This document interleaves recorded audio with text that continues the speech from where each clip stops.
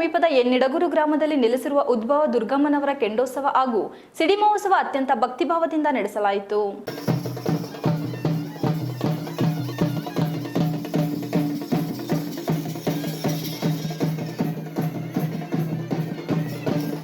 ಬೇಲೂರಿನ ಶಕ್ತಿ ದೇವತೆ ಎಂದೇ ಖ್ಯಾತಿ ಹೊಂದಿರುವ ಸಪ್ತಮಾತೃಕೆ ದೇವತೆಗಳಾದ ದುರ್ಗಮ್ಮ, ಅಂತರಘಟ್ಟಮ್ಮ, ಶ್ರೀ ಉದ್ಭವ ದುರ್ಗಮ್ಮ ದೇವಿ ಕೆಂಡೋತ್ಸವ ಹಾಗೂ ಸಿಡಿ ಉತ್ಸವ ಅತ್ಯಂತ ಭಕ್ತಿಭಾವ ಹಾಗೂ ವಿಜೃಂಭಣೆಯಿಂದ ಸಾವಿರಾರು ಭಕ್ತರ ಸಮ್ಮುಖದಲ್ಲಿ ಸಂಪನ್ನಗೊಂಡಿತು.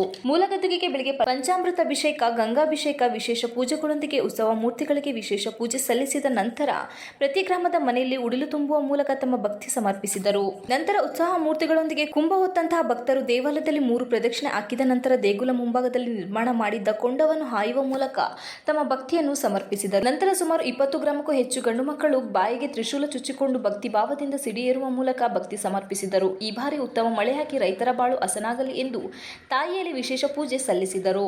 ಬಂದಂತ ಭಕ್ತಾದಿಗಳಿಗೆ ಸಮಿತಿಯ ವತಿಯಿಂದ ದಾಸೋಹ ವ್ಯವಸ್ಥೆ ಕಲ್ಪಿಸಲಾಗಿತ್ತು. ಈ ಸಂದರ್ಭದಲ್ಲಿ ಸಮಿತಿಯ ಅಧ್ಯಕ್ಷ ಮಂಜೇಗೌಡ, ಕಾರ್ಯದರ್ಶಿ ಸುರೇಶ್, ಗ್ರಾಮಸ್ಥರಾದ ಜಯರಾಮ್, ಪುಟ್ಟಸ್ವಾಮಿ, ಗ್ರಾಮ ಪಂಚಾಯಿತಿ ಅಧ್ಯಕ್ಷ ಚಂದ್ರು, ರಂಜಿತಾ, ಹರೀಶ್, ಎಂಎ ನಾಗರಾಜ್, ಗಣೇಶ್, ಮಧು, ಶಶಿ, ಪ್ರತಾಪ್, ಪ್ರದೀಪ್ ಸೇರಿದಂತೆ ಇತರರು ಹಾಜರಿದ್ದರು.